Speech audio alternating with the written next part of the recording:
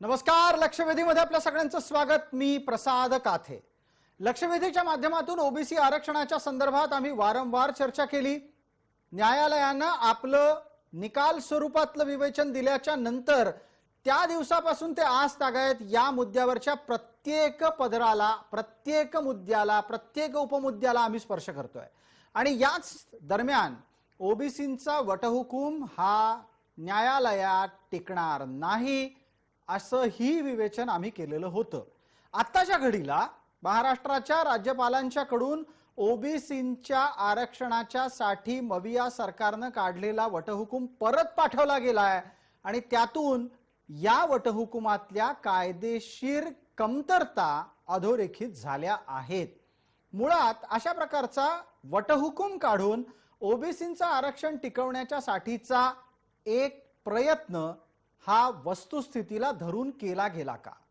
हा प्रयत्न आहे की फार्स आहे की फसवणूक आहे हेही लक्षात घ्यायला हवं. न्यायालयामध्ये खटला सुरू असताना ओबीसींच्या आरक्षणाचा वटहुकूम काढता येतो का? आणि जर समजा हे ओबीसींच्या राजकीय आरक्षणाबाबतीत करता येत असेल तर हे सगळ्याच राजकीय आरक्षणांच्या बाबतीत करता यायला हवं. सगळ्याच समाजांच्यासाठी असे वटहुकूम सातत्यानं निघायला हवेत.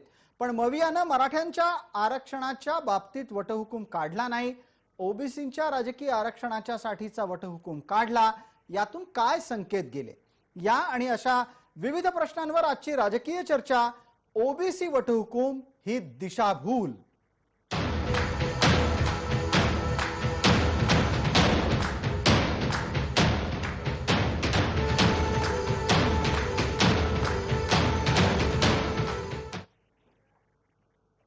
या चर्चेत आपल्या सोबत सहभागी होणाऱ्या मान्यवरांचा आपल्याला मी पटकन परिचय करून देतो. आपल्या सोबत मृणाल ढोले पाटील आहेत, ओबीसींचे समन्वयक आहेत. ताज्या घटनाक्रमामध्ये ओबीसींच्या राजकीय आरक्षणाला टिकवण्याच्यासाठी त्यांनी सर्वोच्च न्यायालयामध्ये याचिका केलेली आहे. आपल्या सोबत कायदेतज्ञ या नात्यानं ॲडव्होकेट गुणरत्न सदावर्ते आहेत. राजकीय भूमिका स्पष्ट करण्याच्यासाठी आपल्या सोबत ईश्वर बाळबुधे आहेत, राष्ट्रवादी काँग्रेसचे प्रतिनिधी प्रवक्ता या नात्यानं. आणि आपल्या सोबत भारतीय जनता पार्टीच्या कडून प्रवक्ता प्रतिनिधी या नात्यानं भालचंद्र शिरसाट आहेत. माझा पहिला आणि थेट प्रश्न ईश्वर बाळबुधे यांना आहे. ईश्वरजी, आपण वटहुकूम काढलात, तो राज्यपालांनी परत एकदा दुरुस्तीच्यासाठी परत पाठवला.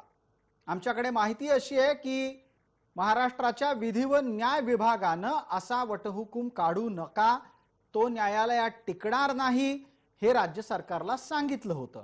मग प्राप्त परिस्थितीमध्ये वटहुकूम काढण्याचा हट्ट कुणी धरला, काँग्रेसनी की राष्ट्रवादीनी? खरं तर हा वटहुकूम काढताना सर्व पक्षाच्या बैठका झाल्या, सर्व पक्षीय नेते त्या बैठकीला उपस्थित होते. एक बैठक झाली, 2 बैठका झाल्या आणि सगळ्यांच्या म्हणजे सहमतीनं हा वटहुकूम काढला गेला. तो राज्यपालांची ही बैठक कधी झाली? वटहुकूम काढणारी बैठक कधी झाली? आणि सर्वपक्षीय ओबीसींच्या संदर्भातल्या बैठकीत वटहुकुमाचा अजेंडा होता, मसुद्यावर हा मुद्दा होता, हे नक्की सांगाल तर मला तारीख सांगा. नाही, माननीय मुख्यमंत्र्यांकडे 2 बैठका झाल्या होत्या जी. त्या बैठकात आपण पाहिलं असेल, जेव्हा अध्यादेश काढला तेव्हा देवेंद्र फडणवीस साहेबांचे स्टेटमेंट पाहिले, बाकी नेत्यांची स्टेटमेंट पाहिले.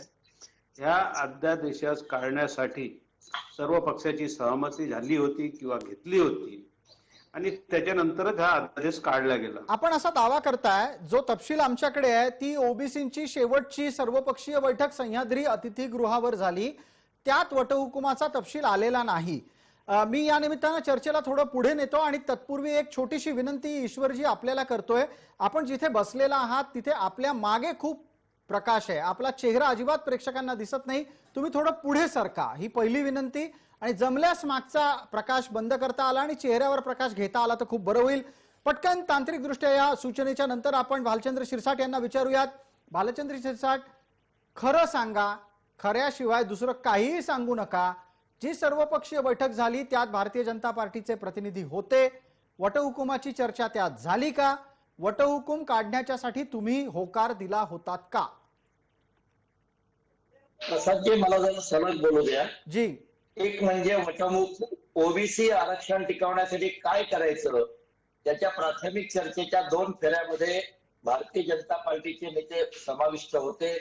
वटहुकूम काढला पाहिजे याला तत्वता मान्यता सर्वांनी दिली. वटहुकुमाचा तपशील हा त्या चर्चेत त्या बैठकीत चर्चेला गेला नाही. वटहुकुमाचा तपशील हा सरकारने ठरवला. ठाकरे सरकारने आज तपशील ठरवल्यानंतर विधी आणि न्याय जे खातं आहे महाराष्ट्र राज्याचं त्यांनी त्यावर शेरा मांडलेला आहे. त्या शेऱ्यासकट ती फाईल राज्यपालांकडे गेली. असा अधिनियम काढता येणार नाही, असा वटहुकूम काढता येणार नाही असं स्पष्ट लिहिलेलं आहे. त्यानंतर ऍडव्होकेट जनरल भालचंद्र शिरसाट, एकच मिनिट. भालचंद्र शिरसाट मध्ये हस्तक्षेप याच्यासाठी करतोय कारण या मुद्द्यावर गेले 2-3 दिवसात आम्ही जेव्हा जेव्हा चर्चा केली तेव्हा सत्ताधारी पक्षाच्या प्रतिनिधींना हे विचारलं की वटहुकुमाचा मसुदा सांगा. अहो, वटहुकुमाचा मसुदा चर्चेत आलेल्या प्रतिनिधींनाही ठाऊक नाहीये. तो तुमच्याकडे आहे का? वटहुकुमाचा मसुदा सरकारने ठरवला. वटहुकूम काढायला पाहिजे, कसा काढायला पाहिजे याचं मार्गदर्शन पूर्वीचे मुख्यमंत्री देवेंद्रजी फडणवीस यांनी केलं होतं. त्यांनी काही सूचना केल्या होत्या आणि त्यानंतर यांनी जो वटहुकुमाचा जो मसुदा बनवला त्याची काही चर्चा झाली नाही. त्याच्यावर न्याय आणि विधी खात्याचे रिमार्क्स आले, निगेटिव्ह रिमार्क्स आल्यानंतर पुढे काय करायला पाहिजे त्याचा विचार न करता ही फाईल तशीच पुढे रेटलेली आहे. ठीक आहे. ईश्वर बाळबुधे, हा मुद्दा तांत्रिक आहे म्हणून एकदा परत आपल्यापर्यंत पोहोचतोय. आपण सांगू शकाल की कोणत्या मुद्द्यांवर विधी आणि न्याय विभागानं राज्य पातळीवर म्हणजे मंत्रालय पातळीवरच आक्षेप नोंदवलेले होते आणि जर तसे आक्षेप विधी व न्याय विभागानं नोंदवलेले होते तर विधी आणि न्याय विभागाचा सल्ला न मानता ही फाईल राजभवनात का गेली? बिलकुल ते बरोबर आहे. त्याच्यात काही तांत्रिक त्रुट्या असतील किंवा काही चुका असतील तर त्यांचं काम आहे ते विधी न्याय विभागाचं, त्यांनी ते केलं. पण समजा त्या चुकाही दुरुस्त करता आल्या असतील किंवा करता येतील, आपण सांगितल्याप्रमाणे मला तर माहिती नाही की ते चुका दुरुस्त करण्यासाठी आलं किंवा काही त्रुट्या होत्या, पण जर काही त्याच्यात त्रुट्या असतील तर त्या दुरुस्तही केल्या जातील ना. नाही, त्या दुरुस्त केल्या जातील काय, त्या दुरुस्त करायलाच पाहिजेत असा खरा मुद्दा आहे. गुणरत्न सदावर्तेंना बोलतं करतो. गुणरत्न सदावर्तेजी, या संपूर्ण प्रकरणामध्ये मला तर वेगळाच प्रश्न पडलाय की वटहुकूम खरंच आहे की नाही. कारण वटहुकुमाचा मसुदा काय हे न सत्ताधाऱ्यांना सांगता येतंय न विरोधकांना त्याची माहिती आहे. वटहुकुमाच्या संदर्भामध्ये विधी आणि न्याय विभागाच्या कडून आक्षेप नोंदवले गेलेत हेही चर्चेमध्ये मान्य केलं जातं, तरीही ती फाईल राजभवनामध्ये जाते. हा इतका सगळा उपद्व्याप करायची गरज काय? नक्की या सरकारला ओबीसींना काय सांगायचंय? प्रसादजी, महाराष्ट्राला आणि देशाला आणि कान खोलून उघडून ऐकावं त्या सत्तेतल्या राजकीय पक्षांनी सुद्धा. हा दुसरा तिसरा काही बाब नसून हे मराठा रिझर्वेशनचं एन्काउंटर म्हणजे ओबीसी रिझर्वेशनचा खात्मा आहे. दुसरी गोष्ट पदोन्नती आरक्षणाचा खात्मा आहे. कारण अजित पवारांनी ज्या एका दिवसात सगळं काही घडतंय आणि त्यानंतर पदोन्नती आरक्षण थांबतंय त्याचा खात्मा आहे. त्याच्यानंतर तुम्हाला सांगतो, मला तुम्हाला सांगावंसं वाटतंय की वटहुकूम काढण्यासाठी आतापर्यंत या म्हणजे सत्तेतल्या सरकारांना किमान शरद पवार ज्याचं प्रतिनिधित्व करतात, मला माहित नाही नेतृत्व करतात की नाही, त्या पक्षांना मला स्पष्टपणे सांगायचंय आतापर्यंत यांनी कायम महामहिम राज्यपालांना सयाजीराव समजलं. अहो, भारतीय संविधानाने स्टॅट्यूट हे कॉन्स्टिट्युशनल पोस्ट आहे आणि त्याच्यामध्ये महामहिम राज्यपालांना स्वतःचं मत व्यक्त करण्याचा नुसता अधिकार नाही तर नाकारण्याचा अधिकार आहे. तुम्हाला सांगतो, आर्टिकल 213 मध्ये जरी सुद्धा तुम्ही एखादा म्हणजे ऑर्डिनन्स काढण्यासाठी पाठवला, तुम्हाला याची परीक्षा माहित होती मराठा आरक्षणाचं काय झालं त्या ऑर्डिनन्सचं, तरी सुद्धा तुम्ही परत ती स्टेज केवळ दिखावा करण्यासाठी, ढोंग करण्यासाठी तुम्ही महामहिम राज्यपालांकडे पाठवलं. भारताच्या संविधानावर चालणारं राज्य असतंय हे तुमच्या राजकीय पक्षांच्या डोक्यात काय वाटतंय त्याच्यात नाही चालत. त्याच्यामुळं आर्टिकल 141 आणि 144 खाली जे माननीय सर्वोच्च न्यायालयाने दिलेले डायरेक्शन्स असतात, जी मेथोडॉलॉजी असती, ती जर राज्य सरकारने ऐकली नाही तर तुम्ही मंत्री काही जरी ऑर्डिनन्स करून पाठवा तर सदावर्तीजी महामहिम राज्यपालांना सदावर्तीजी मग एक सह्या एक एक गिरवांसाठी- छोटा प्रश्न मला याच चर्चेच्या निमित्तानं पटकन आपल्या सोबत असलेल्या ओबीसी समन्वयकांना विचारायचा आहे. ओबीसी समन्वयक या नात्यानं मृणाल ढोले पाटील आपणही चर्चेत आहात, स्वतःही आपणही वकील आहात. तुम्हाला काही इनपुट आहेत का? तुम्हाला सरकारमध्ये चाललेल्या कामकाजाची माहिती तुमच्यापर्यंत तरी पोहोचली आहे का की हा वटहुकूम ज्या शब्दांमध्ये काढला गेला ते शब्द कुणाचे आहेत? वडेट्टीवारांचे आहेत, भुजबळांचे आहेत की आणखीन तिसराच कुठल्या तरी व्यक्तीचे आहेत? प्रसादजी, अतिशय इंटरेस्टिंग माहिती मी तुम्हाला देतोय जी की हा वटहुकूम काही वेगळा नाहीये. माझ्यापर्यंत जी माहिती आहे ती अशी आहे की मागच्या फडणवीस सरकारने जो वटहुकूम काढला होता तोच वटहुकूम परत एक नव्या पद्धती म्हणजे काही शब्द बदल न करता तोच वटहुकूम काढण्याचा प्रयत्न हे महाविकास आघाडी सरकार करते.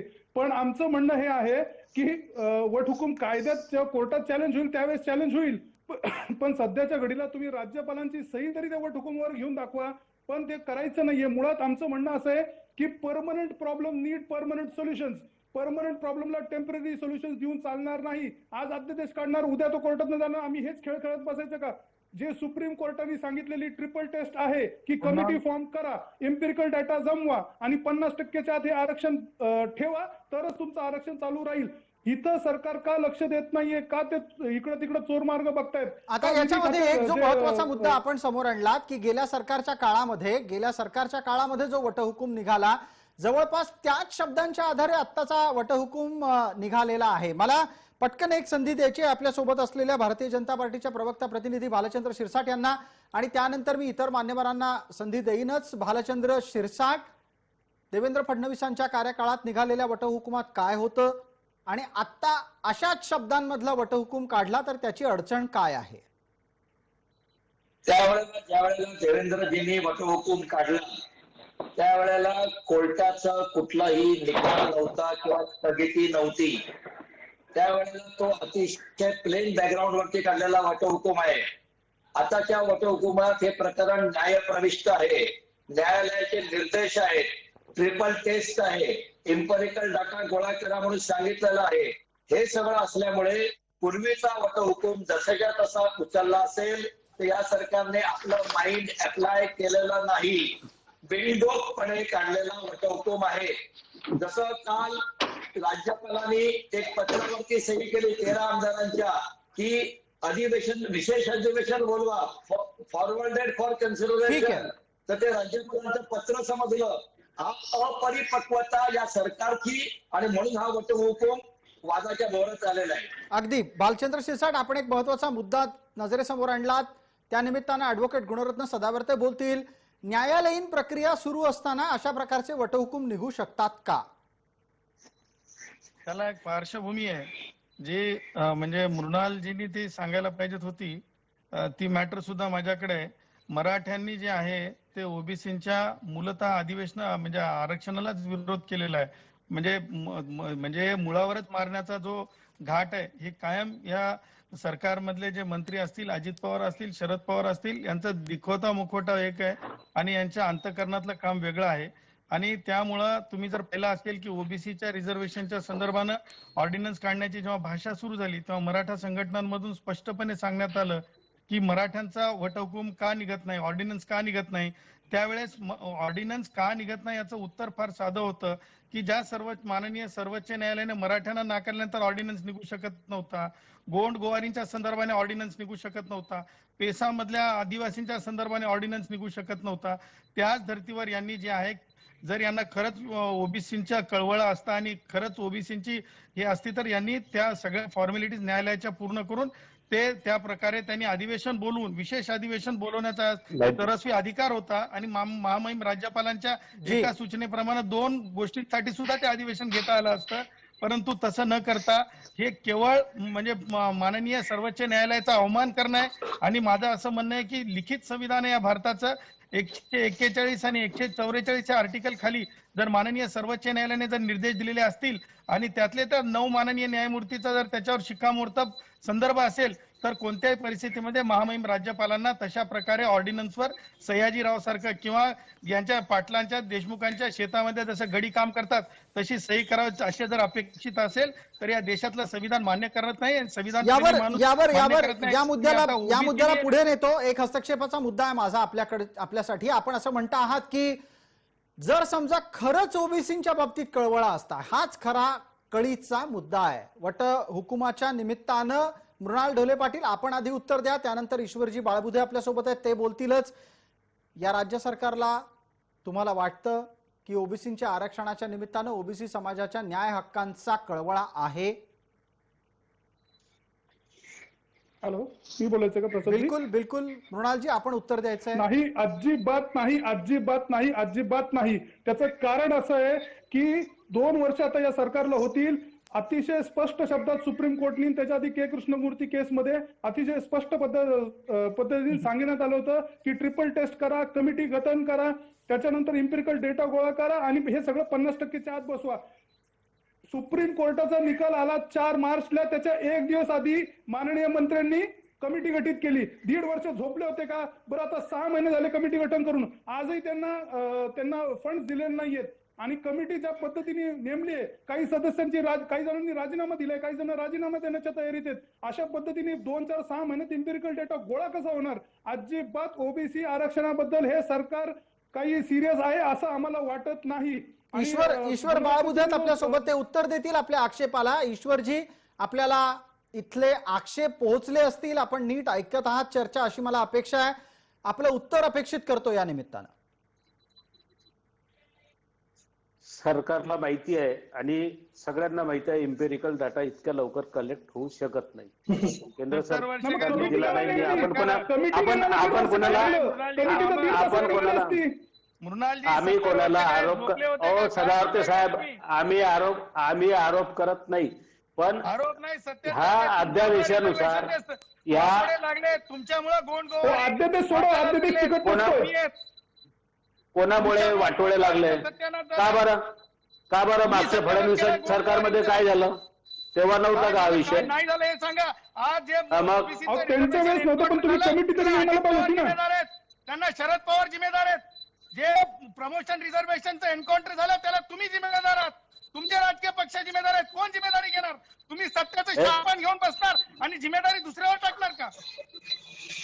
थोडंसं लागते. ईश्वरजी, आपल्या उत्तराची अपेक्षा आहे यावर.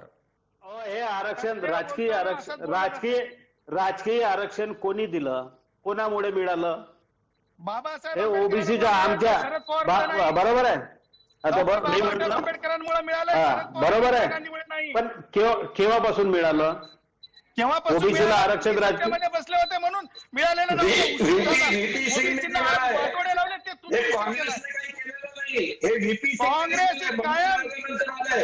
संघटन राहिलेलं आहे. खोडा घातलाय आणि राष्ट्रवादीचे याच्यामध्ये खोडा घालतात. बिलकुल बरोबर आहे. बाबासाहेब आंबेडकरांची कुणी केली? एक मिनिट सर्व मान्यवरांना विनंती आहे, एकदा ईश्वर बाळबुधे यांना बोलायची आपण पूर्ण संधी देणार आहोत, त्यांचं म्हणणं ऐकून घेणार आहोत. आपण जर मध्ये थांबवलं तर ईश्वर बाळबुधेंचा मुद्दा पूर्ण होणार नाही. ईश्वरजी, नैसर्गिकरित्या चर्चेला न्यायपूर्ण रीतीने पुढे नेण्यासाठी तुम्हाला पूर्ण वेळ मिळतोय. आपण 1 मिनिटात आपलं म्हणणं सलग मांडा, मध्ये मध्ये अडखळत बोलू नका, कारण आपण जर मध्येच थांबलात तर आम्हाला असं वाटतं की आपलं इंटरनेटचं कनेक्शन खराब झालंय. सलग बोलत राहा आपण. सरकारने अध्यादेश कसं काढलं? आम्ही म्हटलं का? आम्ही राज्यपाल सयाजीराव आहे म्हटलं का? उगाच तुम्हीच स्वतः प्रश्न उत्पन्न करता, तुम्हीच उत्तर देता. नाही, वर्तन तसं कशाचे वर्तन कसं? तर तुम्ही खोट्या नाट्या गोष्टी करणार तर महामहिम राज्यपाल सही करतील का? शिपायांना सुद्धा कोण खोटं नाटक नाही पाहिजे भ्रष्ट कामासाठीची. ठीक आहे गुणरत्नजी, आपला त्रागा लक्षात येतोय. ईश्वर बाळबुधेंना बोलू द्या, एकदा त्यांचं म्हणणं पूर्ण करू द्या, मग मी संधी देतो आपल्याला. माझी विनंती आहे, कृपया ईश्वर बाळबुधेंचं पुढच्या 1 मिनिटापर्यंत म्हणणं पूर्ण ऐकून घ्यावं. ईश्वरजी, बोलणं सुरू करा आपलं. जोपर्यंत आपला इम्पेरिकल डाटा जमा होत नाही, 23 तारखेला केंद्राकडूनही मिळतो नाही मिळत ते मला माहित नाही. आणि ह्या सगळ्या अडचणी येऊ नये, ओबीसीला आरक्षण, पुढल्या वर्षी निवडणूक आहे म्हणून सरकारने हा अध्यादेश कशासाठी काढला? सरकारचा काय प्रयत्न आहे? त्याचं कायद्यात रूपांतर कसं होईल, काय होईल ते सरकार करेल ना. अधिवेशन घ्या. मग मागच्याच अध्यादेशाचं कायद्यात रूपांतर का नाही केलं? 2019ला जो अध्यादेश निघाला होता त्याच कायद्यात रूपांतर का नाही केलं? मग कशासाठी थांबलं होतं हे सरकार? ईश्वरजी याचं कोणी उत्तर नाही लागेल. केलं ते मी काय सांगू शकतो? नाही नाही नाही, अहो, मागचा वटहुकूम आज 6 महिन्यापर्यंत अस्तित्वात होता. 6 महिन्यात तुम्हाला कायद्यात रूपांतर करता आलं असतं. सरकार तर तुम्ही बदलून घेतलं ना. सरकार जर बदलून घेतलं तर या जबाबदाऱ्या पण आल्या होत्या मागच्या सरकारच्या. ईश्वरजी ऐकून घ्या, तेव्हा ती परिस्थिती नव्हती. तेव्हा का परिस्थिती नव्हती? तेव्हा का परिस्थिती नव्हती? कोरोना पण नंतर आला हो. या सरकारला 6 महिने झाल्याच्या नंतर कोरोना आला. हा, सरकार आलं, मंत्रिमंडळात शपथविधी झाला, ताबडतोब ओबीसीचा तर कायद्यात रूपांतर का नाही केलं अध्यादेशाचं? कोणाची वाट बघत होता? कोण वेगळं येणार होतं तुम्हाला? मराठ्यांना फसवलं, ओबीसीला फसवताय तुम्ही. अध्यादेशाच्या तोंडाला पानं पुसताय तुम्ही. ईश्वर बाळबुधे, आपलं उत्तर. काय म्हटलं मला ते कळलं नाही. नाही, त्यांचं म्हणणं असं आहे की 6 महिन्यात हा विषय मार्गी लावायला नवं सरकार अस्तित्वात आल्यानंतर अडचणी काय होत्या. भालचंद्र शिरसाट, आपला आवाज नीट येत नाहीये, कृपया त्यावरही लक्ष द्यावं. ईश्वर बाळबुधे तोपर्यंत उत्तर देत आहेत. बोला ईश्वरजी, बोला.